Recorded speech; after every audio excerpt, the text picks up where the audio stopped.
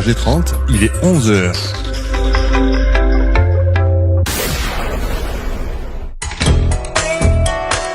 Rencontre avec. Vous êtes une association, un artiste, un acteur du pays du Pont-du-Gard et ses alentours. Vous désirez parler de votre activité ou de votre action? Participez à l'émission Rencontre avec.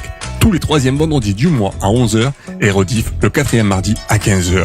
Prenez contact avec RG30 au 06 64 44 27 79 ou via le site radio-rg30.fr, rubrique contact service antenne. Dans cette édition Rencontre avec, nous sommes en compagnie de Stéphane Livino pour nous parler de son recueil de nouvelles de nos pères. Vous avez publié au mois d'avril 2018. Bonjour Stéphane. Bonjour. Alors Stéphane Livino, vous vivez à Nîmes depuis plus de 20 ans. Vous avez, après une première partie de carrière professionnelle rectiligne dans le secteur des services informatiques, vous avez négocié un virage très serré en devenant professeur des écoles au début des années 2000.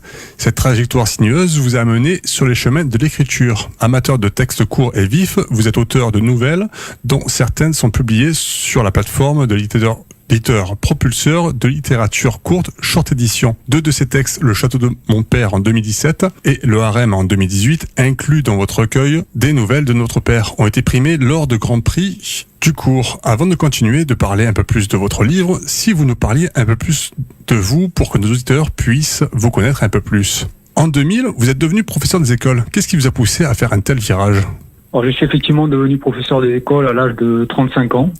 Après une carrière dans l'informatique, j'avais comme projet une reconversion et le secteur de l'enseignement m'intéressait depuis longtemps.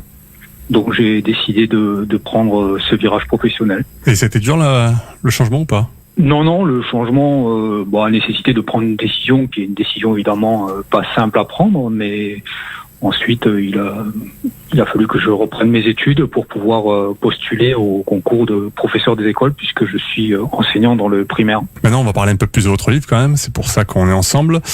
Et plutôt, on va dire votre recueil de nouvelles, Des nouvelles et de nos pères. Que pouvons-nous retrouver dedans et pourquoi de telles des nouvelles de notre père ? Donc, je suis venu à l'écriture il y a 3 ans par l'intermédiaire d'un site qui s'appelle Short Edition, que vous avez évoqué dans la présentation. Et j'ai publié sur ce site 2 ou 3 premières nouvelles dont j'avais choisi comme thème la paternité, parce que c'est un thème qui m'inspirait, qui me semblait intéressant à traiter sous divers angles. Et donc suite à la publication de 2 ou 3 premières nouvelles sur ce site, j'ai multiplié les textes, toujours en restant sur ce thème des pères. Lorsque je suis arrivé à un nombre de nouvelles suffisamment important, j'ai trouvé logique d'essayer de publier un recueil et donc je me suis lancé dans cette aventure de publication. Et vos inspirations viennent de quoi, en fait, par rapport à ces nouvelles ? Mon inspiration, elle vient de plusieurs domaines, on va dire. Ma vie personnelle, les expériences que j'ai pu vivre à titre personnel. Ensuite, mon parcours d'enseignant qui m'a permis d'observer pas mal de situations, de rencontres qui m'ont permis d'observer et de réfléchir à la notion de paternité. Et c'est donc à travers ça que je pense j'ai choisi d'axer mon recueil sur les pères. Bon, sachant que j'en ai fait avant tout des personnages de mes histoires.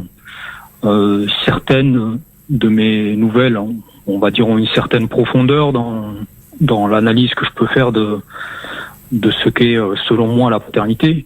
Il y en a d'autres qui sont beaucoup plus légères, donc j'ai voulu vraiment mélanger les styles et mettre les pères dans des situations très très différentes. Voilà, j'avais comme objectif aussi de varier les styles d'histoire, d'explorer des façons d'écrire très différentes. J'ai pu lire dans le Midi Libre que vous n'avez aucune ambition de juger et évaluer les pères, en général, c'est ça, par rapport Oui, tout à fait. Comme je vous l'ai dit précédemment, le fait d'avoir écrit sur les pères, c'était avant tout pour moi de trouver un axe d'inspiration. Quand j'ai décidé d'écrire, je me suis dit que vouloir partir sans axe, sans thématique particulière, c'était pas forcément pour moi le plus inspirant. Donc dans la mesure où j'avais axé mes 2 ou 3 premiers textes sur les pères, j'ai imaginé plein de situations autour de ce thème.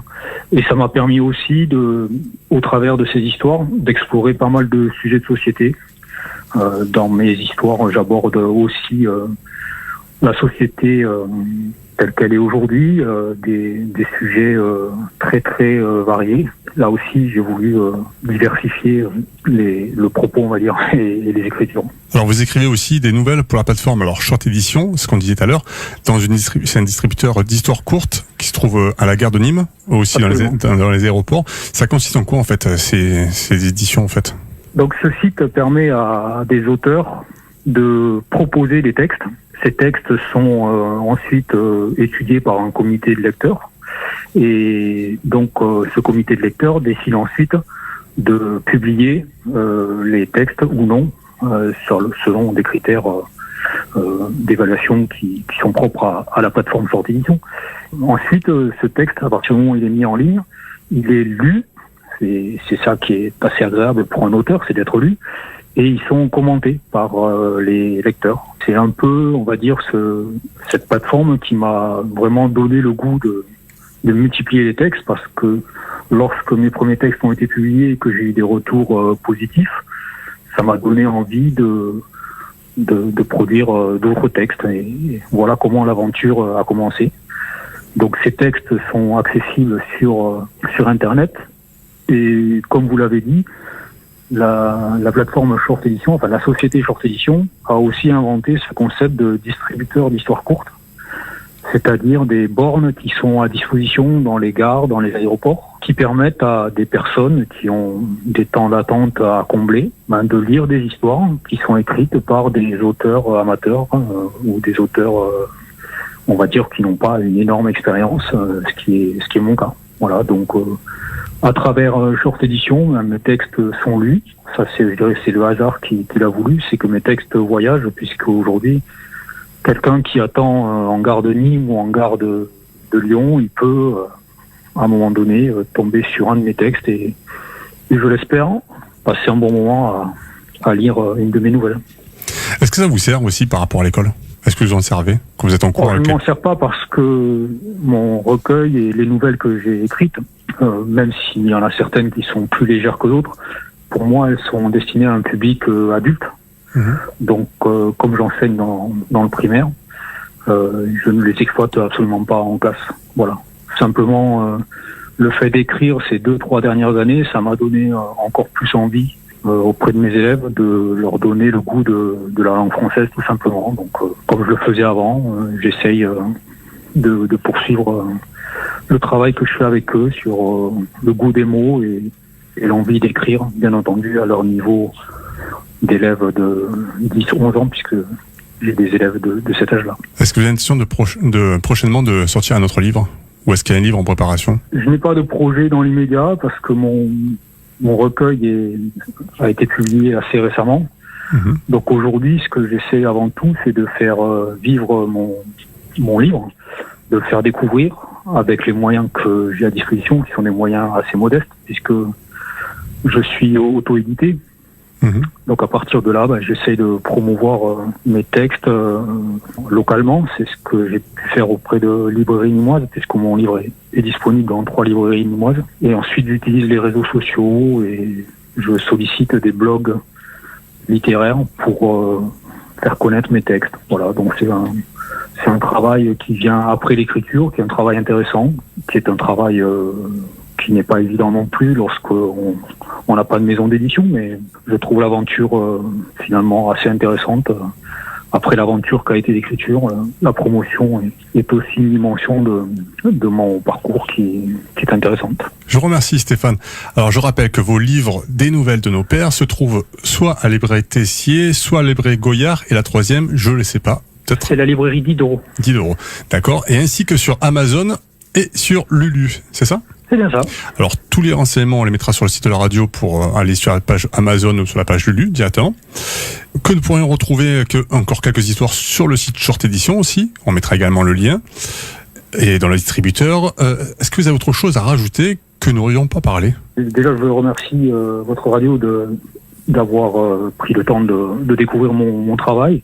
Voilà, j'ai avant tout voulu écrire un livre qui s'adresse au plus grand nombre et qui propose, j'espère, des histoires assez divertissantes qui sont bien sûr axées sur un thème en particulier, mais que j'espère avant tout agréable à lire, puisque la lecture serait être avant tout un plaisir. Radio RG30, la web radio du Pont du Gard.